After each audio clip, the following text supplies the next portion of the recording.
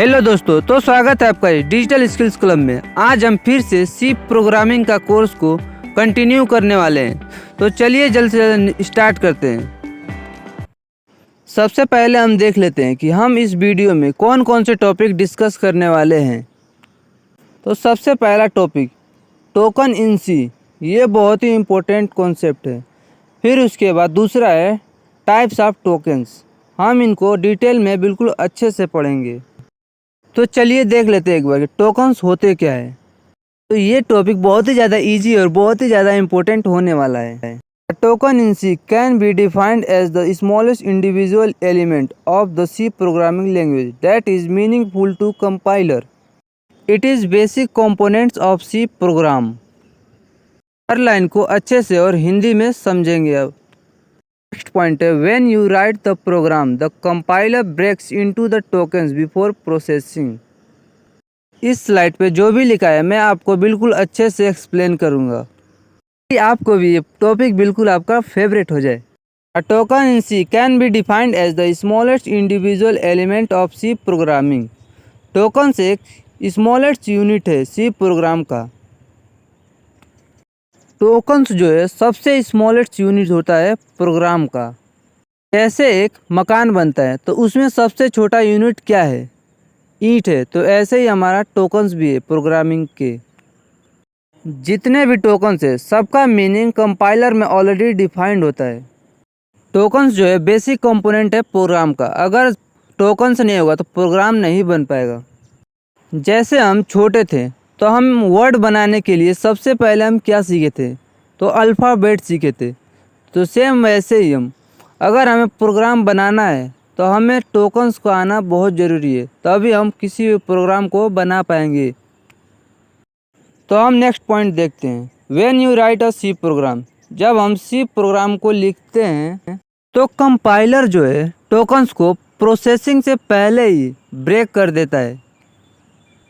आखिर टोकन्स को कंपाइलर कैसे ब्रेक करता है हम आगे एग्जाम्पल के साथ समझेंगे।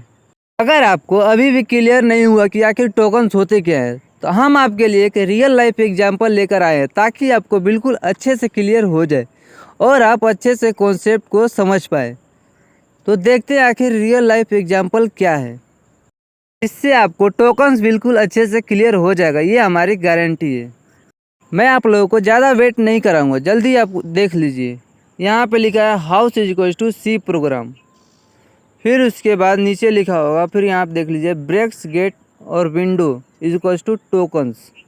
आपको अभी समझ में नहीं आया हो कि हाउस ब्रेक गेट ये क्या लिखा है, तो मैं आपको अभी अच्छे से समझा देता हूँ।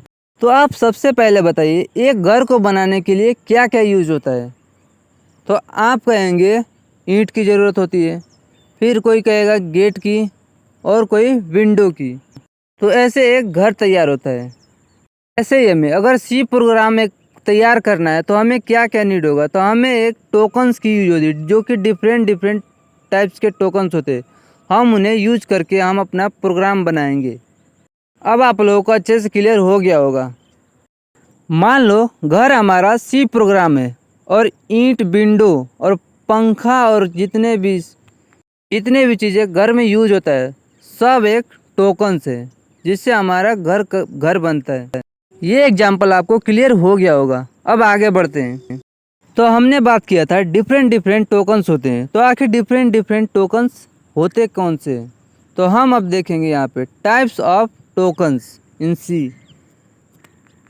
तो चलिए एक एक करके हम सारे टोकन्स को देख लेते हैं और आपको भी दिखा देते हैं। तो हमारा सबसे पहला टोकन है कीवर्ड। कीवर्ड जो है प्री डिफाइंड और रिजर्व वर्ड है, जो कि इसका मीनिंग पहले से ही कंपाइलर में डिफाइंड होता है। और सी प्रोग्रामिंग में कुल 32 कीवर्ड होते हैं। और जैसे हमने लिखा है एग्जांपल में इंट, कैर और फ्लोट, और भी बहुत सारे कीवर्ड होते हैं जो कि हमने अभी मेंशन नहीं किया है। कीवर्ड अगर आपको क्लियर हो चुका है तो हम चलते हैं अपने नेक्स्ट टोकन पे। तो दूसरा टोकन है आइडेंटिफायर। ये जो होता है नेम होता है वेरिएबल का या फंक्शन का या स्ट्रक्चर या एरे का, ये एक नेम होता है। आप लोग बस इतना समझ लिया, फिर हम नेक्स्ट वीडियो में आपको डिटेल में बिल्कुल समझाएंगे। अब हम चलते हैं टोकन्स के तीसरे टाइप पर। तो तीसरा टोकन्स का टाइप है कांस्टेंट।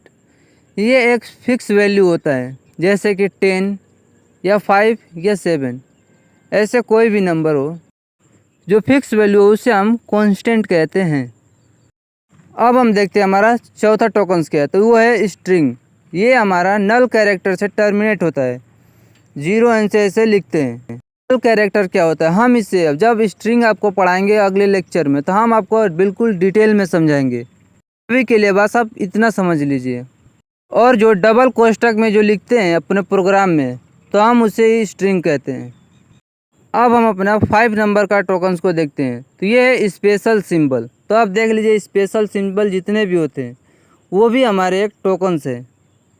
ये हमारे टोकन्स का लास्ट टाइप होने वाला है, जो कि 6 नंबर का है। ये है ऑपरेटर। जितने भी हमारे ऑपरेटर होते हैं, जैसे प्लस या माइनस या मल्टीपल या डिवीज़न, कितने भी हमारे जो भी ऑपरेटर होते हैं वो भी एक टोकन्स ही होते हैं। तो हमारे टोकन्स कुल 6 टाइप्स के ही होते हैं। तो हमने पूरे 6 के 6 पॉइंट को आपको डिस्कस कर चुके हैं। तो ये सभी टाइप आपको क्लियर हो गए होंगे। फिर भी नहीं हुए तो हम इसे अच्छे से 2-2 करके डिटेल में बिल्कुल समझेंगे। तो मैं एक कोड का एग्जांपल लेके आपको समझाता हूँ कि आखिर टोकन्स कैसे यूज होता है। तो मैं आपको देख लीजिए कि एक सिंपल सा एग्जांपल है। इस एग्जांपल को देख के हमें यह भी समझ में आएगा कि हमारा कंपाइलर कैसे ब्रेक करता है हमारे कोड को। तो ऐसे ही हमारा कंपाइलर जो है ब्रेक करता है हर कोड को। देख लीजिए एग्जांपल, जैसे int age is equals to 10 और सेमीकोलन। तो ये इंट जो है एक कीवर्ड है और एज जो है आइडेंटिफायर है, जो कि वेरिएबल नेम है। और जो आपका तीसरा पॉइंट है ये है ऑपरेटर। इज इक्वल्स टू का साइन जो है ये है ऑपरेटर। और 10 जो लिखा है ये एक कांस्टेंट है। और 10 के बाद जो सेमीकोलन लगा है वो एक स्पेशल सिंबल है। तो ये एक कोड का छोटा सा लाइन है। देख लीजिए, इसमें 5 ऑपरेटर यूज हो चुके हैं। अब आप समझ चुके होंगे कि आखिर प्रोग्राम बनाते समय टोकन्स कितने ज़रूरी हैं। तो आज के लिए बस इतना ही, और नेक्स्ट वीडियो में 2-2 करके हर टाइप्स के टोकन्स को डिटेल में डिस्कस करेंगे। आज हमने जो भी पढ़ा आशा करता हूँ आपको समझ में आ गया होगा। फिर भी आपको क्लियर नहीं हुआ, फिर भी डाउट रह गया है, आपके लिए कमेंट बॉक्स खुला है, आप कमेंट कर सकते हैं और आपके क्वेश्चन का आंसर भी मिलेगा। तो चलिए मिलते हैं अगले वीडियो में। तब तक के लिए ऐसे ही नए नए स्किल सीखते रहें। इस वीडियो को पूरा देखने के लिए आप सभी को थैंक यू सो मच।